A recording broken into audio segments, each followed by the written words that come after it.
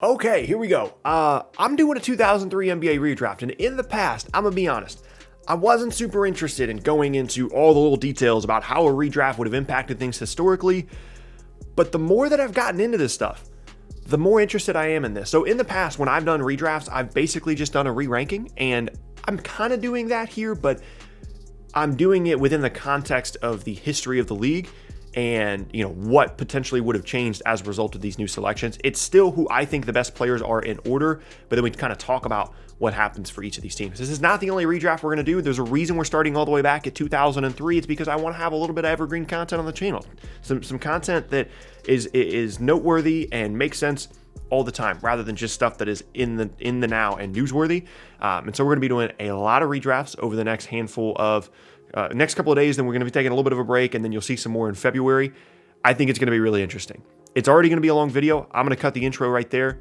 Welcome everybody. My name's Tucker. What's up? Let's go ahead and get into the 2003 NBA redraft. So at the top, we don't really need to take any time on this. It's going to be LeBron. He's going to go to Cleveland. There are no changes historically with LeBron going number one overall.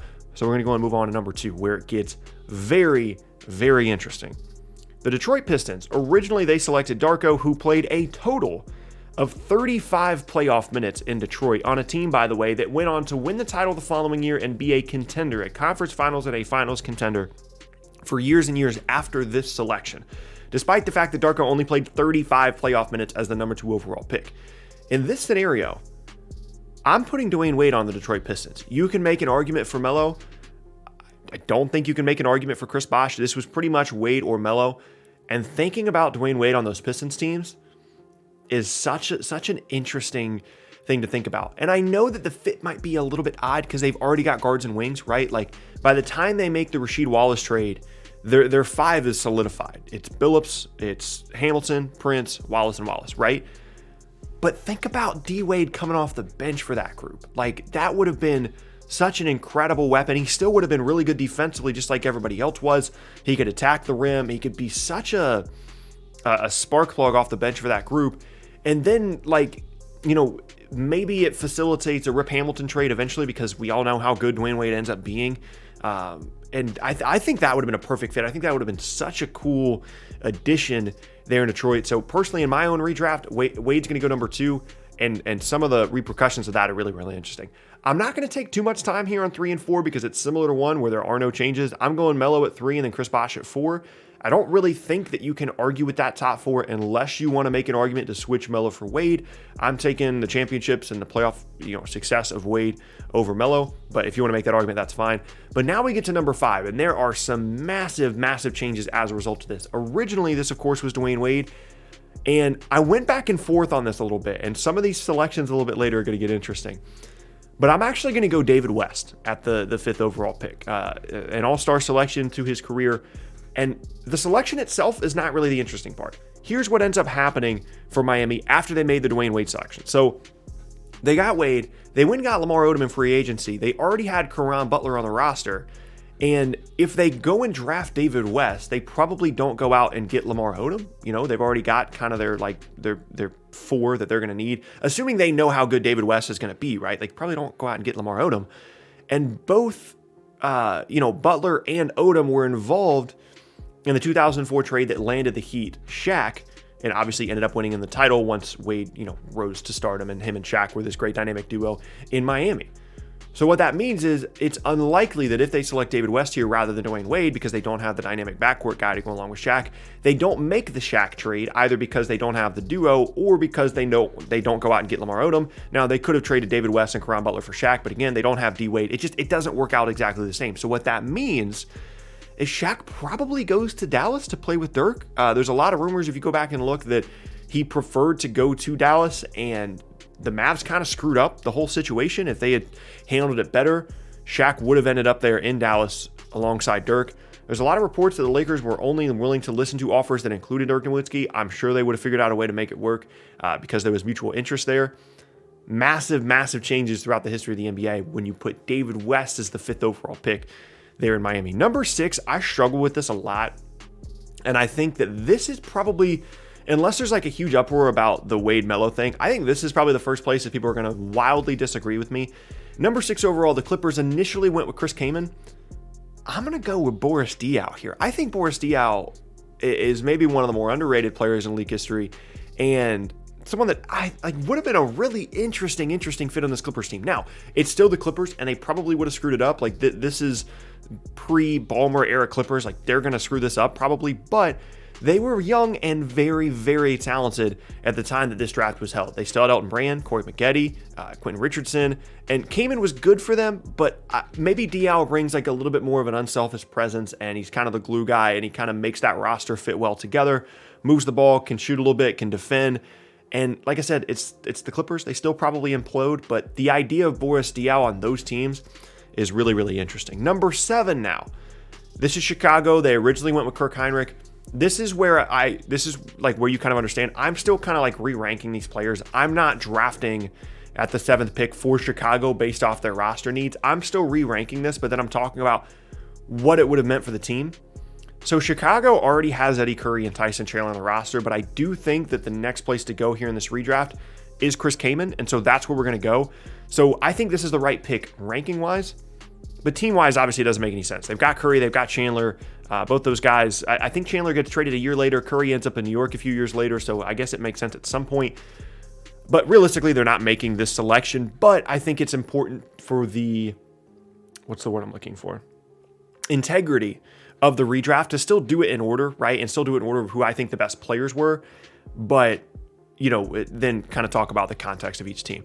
Moving on now to number 8, we're going all the way to the 15th pick here, by the way, is the Milwaukee Bucks. They selected TJ Ford. They just traded away Ray Allen. I'm going to go with Kyle Korver, actually, with the 8th overall pick. Originally, I believe a 2nd round pick in this draft. This draft had some very, very interesting names later on in the draft. And there's some other names that you could make a case for, but I just think the spacing that Korver provides, it provides some space for Michael Redd, who ends up having a really good season the following year. And they'd be one of the better three-point shooting teams in the league moving forward. And so without Ray Allen there, you add Korver, you've got Michael Redd, and you start to, build something that looks like a really, really good NBA offense. You add one of the best three-point shooters of all time to that roster. I don't think you could really go wrong there with the 8th overall pick in place of someone like TJ Ford. Number 9 now, the New York Knicks. They originally went with, I just put Sweetney in my notes. I don't know what the guy's first name was. They had Allen Houston and Latrell Sprewell the year before, so they had some good guards and wings, and they really, really needed a big so badly that a few years later they were willing to overpay the absolute you-know-what out of Eddie Curry. And so I'm going with Kendrick Perkins here as a New York Knick. I think that would be really cool. Provides them a really nice toughness that they needed. They have some perimeter talent there as well, but like I said, they desperately, desperately needed a big. And Perkins would be able to provide them that defense, that toughness that I think they really, really needed. And ideally, they don't then down the road make the Eddie Curry mistake as well. So I'm going to put Kendrick Perkins at number 9 overall there in New York. Number 10, another instance of like fit-wise, this makes zero sense, but I think this is the right ranking. I'm going to go with Mo Williams at number 10 overall to the Washington Wizards. Originally, they went with, is Jarvis Hayes? I need to put first names in my notes. It just says Hayes, but they went with a wing, right? And they picked Mo Williams here because I think that's the right ranking, but they already have Larry Hughes and Jerry Stackhouse. They go out and get Gilbert Arenas after this draft. And then so you add Mo Williams to that, like they're going to be able to score the ball. But I don't think they necessarily need that many guards. I don't think they need to go too deep at the 1 and 2 spots of like really, really good guards. I mean, Larry Hughes really isn't that good. But Mo Williams was a good player. Could score the ball, made an all-star team at one point in Cleveland. Not going to be able to defend for you. This Washington team would give up 180 points even back in the day.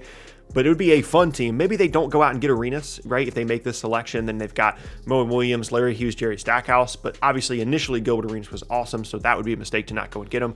But I think this is the right selection ranking-wise. And then these last 5, these players really aren't important enough to make a drastic impact on the future of these teams. So we'll go through these a little bit more quickly. At 11, Golden State originally went with Michael Pietrus. I'm going to go with Leandro Barbosa. Really, really, really good player. Had a longer career than I think people realize. When healthy, was such a great athlete, could get to the rim. Figured out the shooting stuff a little bit later on in his career. I loved watching Leandro Barbosa play basketball. Number 12, Seattle. I'm going to go Kirk Hinrich. They originally went with Nick Collison, who was a really, really good player for a long time. He is in this redraft a little bit later, but I just think Kirk Hinrich as a guard had a better career than Collison. I don't know. I'd rather have Kirk Hinrich can defend a little bit. Collison is a very, very nice, complimentary guy, but I'm going to go Kirk Hinrich. 13, I'm going to go Josh Howard here, and he realistically should be way higher up on this, but his career is just so short. If you want to go with peak Josh Howard, like he should be, you know, maybe within the top 8 or 9 here, but it just not a long enough career for me. He goes to Memphis 14. I'm going to go Nick Collison here, number 14 to Seattle. So they end up with Nick Collison anyway, but they get Kirk Heinrich as well earlier in the draft. And then 15, I'm going to go with Jason Kapono, another really good shooter out of this draft. Again, a lot of really good, you know, later round guys coming out of this draft class. So some other players that did not get selected here, Luke Ridnour, Matt Bonner, Michael Pietrus. There's some really interesting players here. TJ Ford as well did not get selected, but that's going to be my full NBA redraft. And you guys can kind of understand now where I'm going with this, talking about the rankings, but then also talking about how it impacts teams long term. I hope you guys enjoy content like this because, like I said, there's going to be a lot of redraft stuff coming out over the next couple of days, and then we'll get some more done in February as well. Full honesty, transparency, there's just going to be some days that I'm going to be out of town and I can't actively talk about what's happening in the NBA in the moment. So I wanted to go through with this series and talk about, you know, some NBA history stuff and put out some evergreen content on the channel. I hope you guys enjoy it. We'll be going through a lot of redraft content here over the next like month and a half or so. But that is going to be the end of the 2003 NBA redraft. Hope you guys enjoyed it. If you have any differences of opinion, if you think someone should be, you know, put somewhere else, please leave it down in the comment section below. This is a difficult exercise to go through, and I wouldn't be surprised if I missed something, so let me know if I did. Once again, my name is Tucker. If you guys missed any of my previous videos, then be sure to check out the boxes on screen. Hope you guys have an awesome rest of your day, and I will see you all next time.